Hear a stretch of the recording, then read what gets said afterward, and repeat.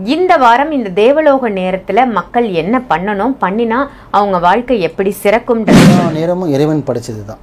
நல்லது கெட்டது இன்பம் துன்பம் மாதிரி கெட்ட நேரம் நல்ல நேரம் ராவகாலம் யமகண்டம் இதெல்லாமே இறைவன் படைச்சது தான். ஆனால் இது எல்லாத்துக்கும் கூட அந்தந்த ஒரு நேரத்துக்கு அந்தந்த ஒரு தனி ஒரு பாசிட்டிவ் தேவலோக நேரம்.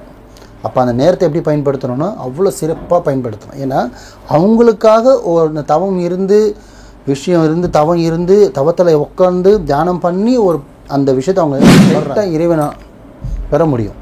அப்படி பயன்படுத்தின ஒரு நேரம் தான் அந்த தேவலோக நேரம்ன்றது.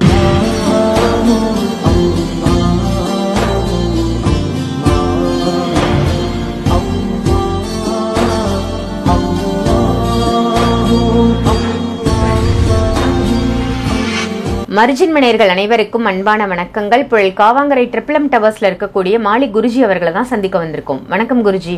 வணக்கம்மா. குருஜி, ஒவ்வொரு வாரமும் வரக்கூடிய அந்த தேவலோக நேரத்தை பத்தி நீங்க மக்களுக்காக அழகா சொல்லிட்டு வரீங்க. அந்த வகையில இந்த வாரம் இந்த தேவலோக நேரத்துல மக்கள் என்ன பண்ணணும், பண்ணினா அவங்க வாழ்க்கை எப்படி சிறக்கும்ன்றத சொல்லுங்க. நல்ல விஷயத்தை கேட்டீங்க. தேவலோக நேரம் அப்படின்னா மக்களுக்கு நிறைய பேருக்கு சொல்லியிருக்கேன், புதுசாக வந்த மக்களுக்கும் சொல்கிறேன். தேவலோக நேரம்னா எல்லா நேரமும் இறைவன் படைச்சது தான். நல்லது கெட்டது இன்பம் துன்பம் மாதிரி கெட்ட நேரம் நல்ல நேரம் ராவகாலம் யமகண்டம் இதெல்லாமே இறைவன் படைச்சது தான். ஆனால் இது எல்லாத்துக்கும் கூட அந்தந்த ஒரு நேரத்துக்கு அந்தந்த ஒரு தனி ஒரு பாசிட்டிவ் இருக்குது. ஸோ நார்மலாக ஒரு நம்ம மனுஷனுக்கு ஒரு டைம் இருக்குது. இந்த டைமில் தூங்கணும், இந்த டைமில் எந்திரிக்கணும், இந்த டைமில் மொழி போடணும், சூரியன் இந்த தான் உதயம் இப்போ மறையோன்ற மாதிரி ஒரு டைம் இருக்குது. இந்த நேரத்துக்கு இந்த நேரம் தான் வழிபட்டால் இந்த சித்தர்கள் ரசிகள் மகான்கள் தேவர்கள் எல்லாமே இறைவன்கிட்ட வரம் கேட்குற நேரம் தான் அந்த தேவலோக நேரம். அப்போ அந்த நேரத்தை எப்படி பயன்படுத்தணும்னா அவ்வளோ சிறப்பாக பயன்படுத்தணும். ஏன்னா அவங்களுக்காக ஒரு தவம் இருந்து விஷயம் இருந்து தவம் இருந்து தவத்தில் உட்காந்து தியானம் பண்ணி ஒரு அந்த விஷயத்தை அவங்க உணர்கிறாங்க. அப்படி உணரும்போது அந்த டைமை நம்ம உட்காந்து நம்ம கேட்டால் எப்படி கிடைக்கும்னு யோசிச்சு பாருங்கள். 200% ரிசல்ட் வரும். ஆனால் அவங்க எப்படி மனசையும் உடலையும் மனது என்ன சொல்கிறது, மனசு உடல் உங்களோட மைண்டு மூணுமே ஒரு நிலை நிப்பாட்டணும். இந்த தேவலோக நேரன்றது பார்த்திங்கன்னா எல்லா நேரம் மாதிரி சாதாரண விஷயம் கிடையாது. ஸோ இது எப்படி பயன்படுத்தினா நம்ம எப்படி அந்த ஆற்றலை பெறலாம், அந்த விஷயத்தை எப்படி நம்ம சக்ஸஸ் பண்ணலாம், எப்படி நம்ம அந்த விஷயத்தை நம்ம முடிக்கணும்னா அப்படி பயன்படுத்தணும். இப்போ ரிஷிகள் மகான்கள் தேவர்கள் அந்த நேரத்தில் வழிபடுறாங்கன்னா சும்மா சாதாரண வழிபாடு இருப்பாங்களா?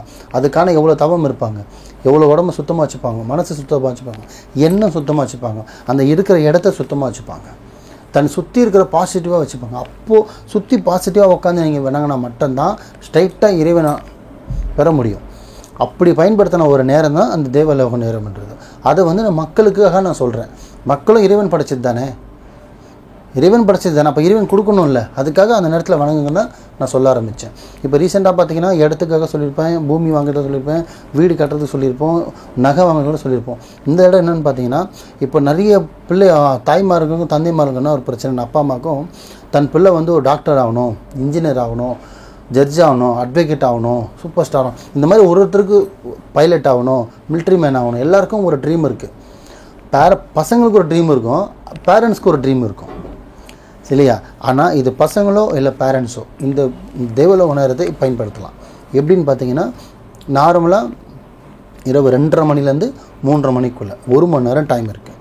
நல்லா கேட்டுங்க மக்களே. இந்த தடவை சொல்ல போகிறது படிப்புக்காக தன் பிள்ளைங்க நல்லா மார்க் எடுக்கணும், நல்லா பாஸ் பண்ணணும், நல்லா கிரேட் எடுக்கணும், நல்லா பதவியில் வரணும். அது காலேஜ் பாஸோ இல்லை ஸ்கூலோ ஏதோ எனிஒன், இல்லை ஒரு எக்ஸாம் எழுதுகிறாங்க கவர்மெண்ட் எக்ஸாம், எனிஒன் படிப்பு சம்மந்தப்பட்டதுக்கு மட்டும்தான் இந்த வாரம் சனிக்கிழமை நீங்கள் பண்ண போகிறீங்க. முக்கியமாக தெரிஞ்சுக்கிங்க, இந்த தேவலோக நேரத்தை இந்த வாரம் போடுற பதிவு பார்த்திங்கன்னா படிப்புக்கு சம்மந்தம் மட்டும், இவ்வளோ தான், வேறு எதுவுமே வணங்காதீங்க. ஏன்னா ஒரு விஷயத்த ஒன்று தான் வைக்கணும், ஒரு வேண்டுதல் தான் வைக்கணும். தன் பிள்ளை பொண்ணோ பையனோ என்ன படிக்கிறாங்களோ இது படிக்கிறாங்க, இதுக்கு மேலே இந்த மார்க் நல்லா எடுக்கணும், பாஸ் பண்ணிடணும், அந்த இடத்துல வந்துடணும், அந்த போஸ்டிங்கில் உட்காரணும், படிப்பு சம்மந்தப்பட்டதும் மனசில் வேண்டிக்கிங்க. அது அப்பாவும் வேண்டலாம், அம்மாவும் வேண்டலாம், அந்த சம்மந்தப்பட்ட நபர் அந்த பையனாக இருந்தாலும் குறிப்பிட்ட வயசாக இருந்தாலுமே அந்த பையனும் பாஸ் பண்ணுறதுக்காக இந்த தேவலோக நேரத்தை பண்ணலாம். எப்படி பண்ணணும்னு கேட்டிங்கன்னா நார்மலாக 2:30 மணிலேருந்து 3:30 மணி டைம் இருக்குது. நைட்டு நைட்டு 2:30லேருந்து 3:30 அந்த 1 மணி நேரத்தில் குளிக்காமல் தூங்கிட்டீங்க, அலாரம் வச்சுட்டு எந்திரிக்கிறீங்கன்னா எந்திரிச்சு குளிச்சிடுங்க. குளிக்கலை, அப்படியே தான் ஃபோன் நோண்டிருந்தேன், டிவி பார்த்துட்டு இருந்தேன், அப்படியே டைம் ஓடிட்டேன்னா அப்படியே உட்காந்துருங்க, பிரச்சனை இல்லை. உங்கள் உடலை சுத்தமாக வச்சுக்கோங்க, நல்லா மைண்டை ஃப்ரீயாக வச்சுக்கோங்க, உங்கள் மனசை ஒரு நிலைப்படுத்துங்க. ஒரு 10க்கு ஹாலில் சூரியனை பார்த்த மாதிரி உட்காரணும். பெட்ரூம்லேயே ஹாலில் எங்கே வேணால் மொட்டை மாலில் கூட நீங்கள் உட்காந்துடலாம், அது பற்றி பிரச்சனை இல்லை. ஆனால் சூரியனை பார்த்த மாதிரி உட்காரணும். சூரியன் உதறியதுலேயே அந்த பார்த்த மாதிரி உட்காந்துட்டு ஆத்மாத்மமாக ஒரு விளக்கு, ஒரு தீபம் போட்டு நல்லெண்ணெய் போட்டு தீபத்தை ஏற்றிடணும். அந்த தீபத்தை ஏற்றிட்டு ஒரு பிரியாணி இலையில் விரிஞ்சியில் போடுற இலை மாதிரி ஒன்று இருக்கும், அந்த இலையை எடுத்து பச்சை கலர் மார்க்கால் பார்த்திங்கன்னா தேவலோகம்னு சொல்லிவிட்டு தேவலோக நேரம்னு எழுதிட்டு உங்களுக்கு என்ன விஷயத்துக்காக நீங்கள் வேண்டுறீங்களோ, இப்போ நான் படிப்புக்காக வேண்ட சொல்லியிருக்கேன், தன் பொண்ணுக்காக என் பொண்ணு பேர் இதுன்னு எழுதிடணும். பொண்ணு பேர் போட்டு இந்த படிப்புக்காக நான் எழுதுகிறேன், இது பாஸ் பண்ணணும், நல்ல மார்க் எடுக்கணும், இதில் ஜெயிக்கணும், மீண்டும் வெளியில் வரணும், நல்ல மார்க்கோடு வரணும், 10th பாஸோ +2ஓ +1ஓ காலேஜோ எனிவன் அது எதுவாக இருக்கட்டும், இந்த விஷயம் நடக்கணும்னு அப்பாவோ அம்மாவோ இல்லை சம்மந்தப்பட்ட குழந்தையோ மனசில் வேண்டிக்கிட்டு அந்த பிரியாணி எல்லையில் எழுதிட்டு கரெக்டாக 108 தடவை அந்த விஷயத்தை வேண்டணும். எத்தனை தடவை வேண்டணும்? 108 முறை 108 முறை வேண்டணும். இந்த பேரை சொல்லி நீங்கள் தேவலோக நேரம் சொல்லி எல்லாமே வேண்ட வேணாம், பொண்ணு படிக்கணும், பாஸ் பண்ணணும் அப்படின்னு மனசில் உட்காந்து 108 தடவை கரெக்டாக வேண்டிட்டு ஒரு 10 நிமிஷம் அமைதியாக உட்காருங்க. அமைதியாக உட்காந்துட்டு அந்த இலையை அதே தீபத்தில் அதே விளக்கில் அந்த விளக்கு போடுறோம் இல்லையா, அதே விளக்கில் அந்த இலையை எரிச்சிருங்க, ஃபுல்லாக எரிச்சிடணும். எரிச்சிட்டு ஒரு 2 செகண்ட் உட்காந்துட்டு அதுக்கப்புறம் எந்திரிச்சிருங்க. ஒரு 10 நிமிஷம் விளக்கு அணைஞ்சதுக்கப்புறம் எப்படி உங்களுக்கு தூக்கம் உடனே வராது, 10 நிமிஷம் விளக்கு அணைஞ்சப்பறம் 1 hour டைமிங் ஆகிடுது. விளக்கு அணைச்சிட்டு நார்மலாக நீங்கள் படுத்துடலாம். மறுநாள் காலையில் நார்மலாக நீங்கள் ஆஃபீஸ் போகிறீங்களோ வேலைக்கு போகிறீங்களோ போங்க. இது சம்மந்தப்பட்ட அந்த குழந்தைங்களும் பண்ணலாம், அப்பாவும் பண்ணலாம், அம்மாவும் பண்ணலாம், தாத்தாவோ பாட்டியோ அண்ணனோ தம்பியோ யார் மேலே யாருக்கு அக்கறை இருக்கோ, அது எந்த உறவாக இருக்கட்டும், உறவு இங்கே முக்கியம் கிடையாது, நல்ல மனசு இருந்தால் போதும். எதிர்விட்டு பையனுக்காக கூட நீங்கள் வேண்டிட்டு போங்க, ஆனால் நல்லது செய்யுங்க.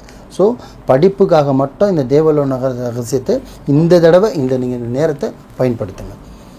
ஸோ 2லேருந்து 3 கரெக்டான டைம் சொல்லியிருக்கேன், இதை மட்டும் கரெக்டாக பண்ணி பாருங்கள், கண்டிப்பாக அதோட பலன் கிடைக்கும். நல்லதே நினைங்க, நல்லதே செய்யுங்க, நல்லதே நடக்கும்.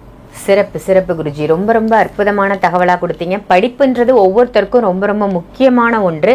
அந்த கல்வியில் சிறக்கிறதுக்கு இந்த தேவலோக நேரத்தை எப்படி பயன்படுத்தலாம் அப்படின்னு சொன்னீங்க. நன்றி குருஜி. நன்றிம்மா.